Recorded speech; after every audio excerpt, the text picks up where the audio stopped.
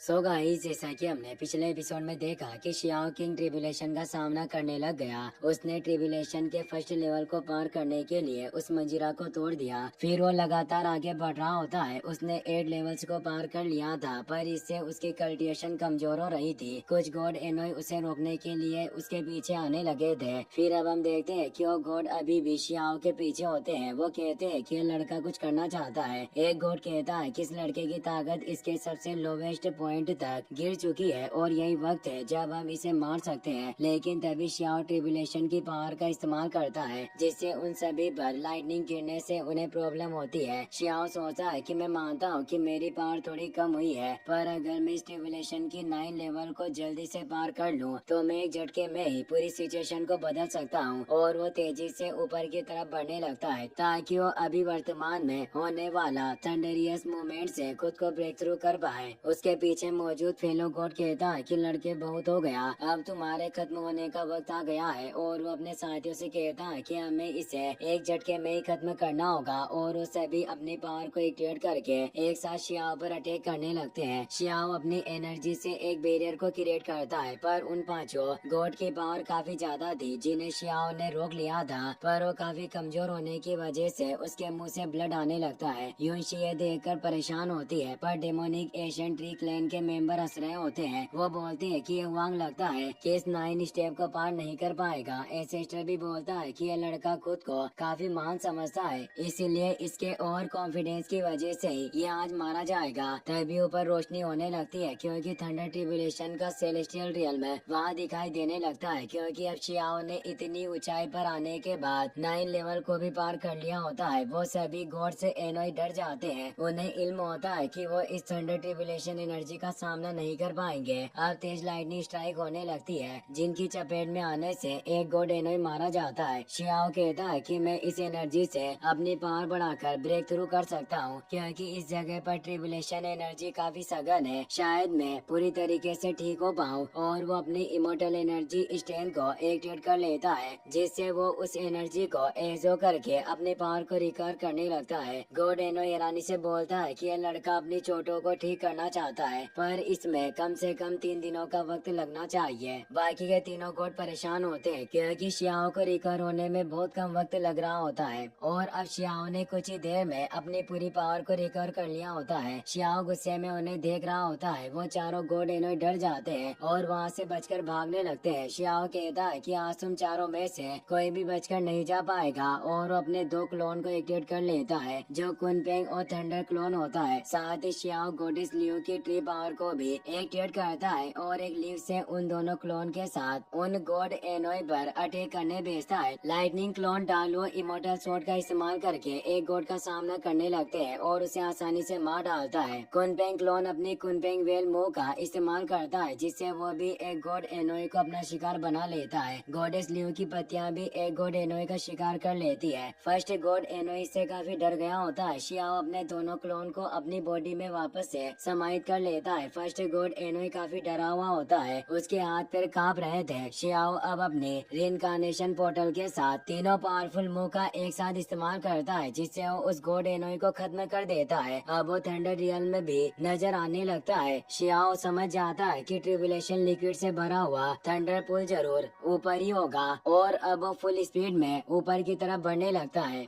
अब Xiao thunder realm के 10th haven में आ जाता है, जहाँ काफी सारा ट्रिब्यूलेशन लिक्विड मौजूद होता है। शियाओ को वो जगह काफी शांत और एनर्जी से समृद्ध लग रही होती है। वो उस पुल के पास उतरता है। किंग ट्रिब्यूलेशन का लिक्विड होने की वजह से ये और ज्यादा प्योर होता है, जो 5 कलर के थंडर लिक्विड से मिलकर बना होता है। शियाओ उस थंडर पुल में से कुछ लिक्विड को उठाकर पी लेता है, जिससे उसकी बॉडी में अजीब सी रिएक्शन होने लगती है और महसूस होता है कि थंडर ट्रिब्यूलेशन लिक्विड ने उसकी सभी चोटों के सोर्स को ठीक कर दिया। वास्तव में लिक्विड काफी पावरफुल है, जो ये एशियन इमोर्टल के निवासियों की मैजिक एरोजन पावर को खत्म कर सकता है। और इस लिक्विड से शियाओ का थंडर आर्मर भी अपग्रेड हो जाता है। शियाओ वहीं बैठकर कल्टिवेशन करने लगता है। नीचे मौजूद लोगों को कुछ दिखाई नहीं दे रहा होता, पर अब कई धमाकों की आवाज भी सुनाई नहीं दे रही होती, जिससे उन्हें लगने लगता है कि क्या ये किंग ट्रिब्यूलेशन खत्म हो चुका है। हमने सुना है कि वो लड़का वांग से 20 साल का है। क्या वो इतना ज्यादा ज्यादा पावरफुल है जो उसने इस मुश्किल ट्रिबुलेशन को भी पार कर लिया। लिटिल बनी खुश हो रही थी। वो कहती है कि वांग तुम काफी कम समय में आसमान की ऊंचाइयों पर पहुंच चुके हो। वाकई ये पावर काफी डरावनी है। काओ यूशेंग भी सोचता है कि मेरे गुरु ने जिस व्यक्ति की बात की थी वो खाने में बहुत अच्छा था, पर क्या वास्तव में शियाओ वो नहीं हो सकता?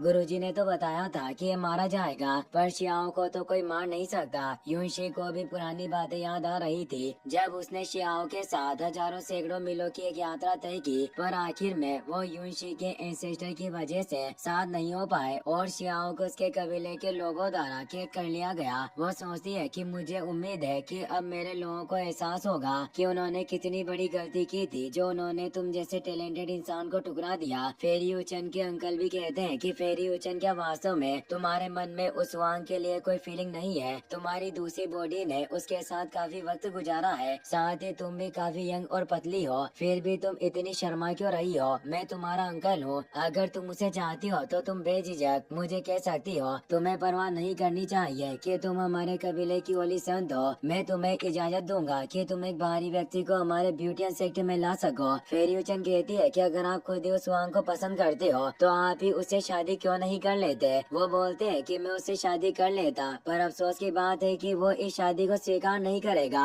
और मुझे नहीं लगता कि दो लड़कों की शादी होना अच्छी बात होगी। फेरी उचन उन्हें गुस्से से घूरने लगती है तो मुस्कुराते हुए कहते हैं कि मैं सिर्फ ये अपने सेक्ट के लिए करना चाहता हूँ। ब्यूटी क्लेन का लीडर बोलता है कि थंडर लिक्विड को लेने के बाद हमारे क्लेन के लोग बच जाएंगे। डेमोनिक क्लेन का मेंबर भी बोलता है कि हमें उस वांग का आभारी होना चाहिए, उसकी वजह से ही हमारे कबीले के लोग इस एशियन इमोर्टल की एरोजन पावर से बच पाए। 8 आर्म्ड क्लेन के एशियन एंसेस्टर को भी उनकी बात सही लगती है। वहीं एलिफेंट और एप क्लेन के लोगों को लग रहा था कि हमने डेमोनिक ट्री क्लेन की बातों को मानकर गलत किया। वहीं शियाओ अपनी कल्टिवेशन को पूरा कर लेता है। उसकी कल्टिवेशन अब काफी हद तक इस्टेब्लिश्ड हो गई होती है और उसकी पावर लगभग सेलेस्टियल गॉड के बराबर हो चुकी थी। तभी वो देखता है कि थंडर लिक्विड वाष्पीकृत होकर ऊपर की तरफ उठ रहा है। वो समझ जाता है कि जरूर कोई इस थंडर ट्रिब्यूलेशन लिक्विड को चुराने की कोशिश कर रहा था, इसलिए वो अपने पावर से उस थंडर ट्रिब्यूलेशन लिक्विड पर एक बैरियर बना देता है। पर फिर भी वो लिक्विड वाष्पीकृत होने लगता है क्योंकि ऊपर एक ट्रेजर बाउल मौजूद होता है जो थंडर लिक्विड को सीज करने की काबिलियत रखता था। शियाओ अपनी और ज्यादा पावर से एक स्ट्रॉन्ग बैरियर को थंडर लिक्विड पर एक्टिवेट करता है और बोलता है कि यहाँ कौन है जो मेरा थंडर ट्रिब्यूलेशन लिक्विड चोरी करने की हिम्मत कर रहा है? क्या तुम्हें डर नहीं है कि इसके लिए तुम्हें मेरे क्रोध से गुजरना पड़ेगा? डेमोनिक ट्री क्लेन का इंसेस्टर गुस्से में कहता है कि जबरदस्ती से तुम्हारा क्या मतलब है? ये थंडर लिक्विड मूल रूप से सालों से इकट्ठा हुआ एक तरल है, इस पर तुम्हारा हक आखिर कैसे हुआ? ये लिक्विड हमारा होना चाहिए क्योंकि हम इस इमोर्टल एशियन के पुराने वंशज है। 8 आर्म्ड डेमोनिक क्लेन के एंसेस्टर गुस्से में बोलते हैं कि तुम डेमोनिक ट्री क्लेन के लोग फिर से मेरे यंग फ्रेंड के खिलाफ परेशानी पैदा करने की हिम्मत कर रहे हो। मेरे होते हुए तुम कभी भी खुलेआम डकैती नहीं कर पाओगे। डेमोनिक ट्री क्लेन का एशियन एंसेस्टर शियाओ से विनम्रता से कहता है कि तुम्हारे पास काफी सारा ट्रिब्यूलेशन लिक्विड है, इसलिए क्यों ना तुम करुणा दिखाओ और हम सभी इमोर्टल एशियन रियल्म के लोगों की मदद करो। शियाओ कहता है कि ओल्ड में तुम बिल्कुल ठीक कह रहे हो, पर तुमने चालाकी से काम लिया और वो जो गॉड मुझे मारने आए थे वो भी तुमने ही भेजे थे और वो ट्रेजर बाउल भी तुम्हारा ही हथियार है। फिर भी तुम मेरे से उम्मीद कर रहे हो कि तुम लोगों को थंडर ट्रिब्यूलेशन लिक्विड दूंगा। मैं यहाँ मौजूद सभी लोगों को थंडर ट्रिब्यूलेशन लिक्विड दूंगा, पर डेमोनिक एशियन ट्री क्लेन को थंडर ट्रिब्यूलेशन लिक्विड की एक ड्रॉप भी नहीं मिलेगी और वो अब अपनी पावर से सभी थंडर ट्रिब्यूलेशन लिक्विड को 8 आर्म्ड क्लेन और बाकी के सभी एशियन इमोर्टल को थंडर ट्रिब्यूलेशन लिक्विड दे देता है और बोलता है कि आप सभी लोगों ने सालों से इस एरोजन एनर्जी का सामना किया जिससे तुम्हें कई कठिनाइयाँ झेलनी पड़ी, इसीलिए इस कप के प्यालों को लो। वो सभी उस थंडर ट्रिब्यूलेशन लिक्विड को पीने लगते हैं जिससे उन सभी की एरोजन एनर्जी दूर होने लगती है और वो सभी हाथ जोड़कर शियाओ को रेस्पेक्ट देकर सर झुका लेते हैं और बोलते हैं कि आपका हम पर आभार रहेगा और अब से हम आपके सभी ऑर्डर मानेंगे। डेमोनिक एशियन क्लेन का एशियन एंसेस्टर बोलता है कि वांग तुमने लोगों की मदद की, पर क्या तुम्हें लगता है कि इससे ये सभी तुम्हारी साइड हो जाएंगे और तुम इन पर हक जमा सकते हो? तुमने हमें ट्रिब्यूलेशन लिक्विड नहीं दिया, पर हमारे पास अपने खुद के मेथड है और वो अपनी शिप को आगे बढ़ाने लगता है। शियाओ कहता है कि तुम्हें क्या लगता है कि तुम कहीं भी आ जा सकते हो और वो उन पर अटैक करने के लिए आगे बढ़ता है। इसी के साथ ये एपिसोड यहीं पर खत्म हो जाता है।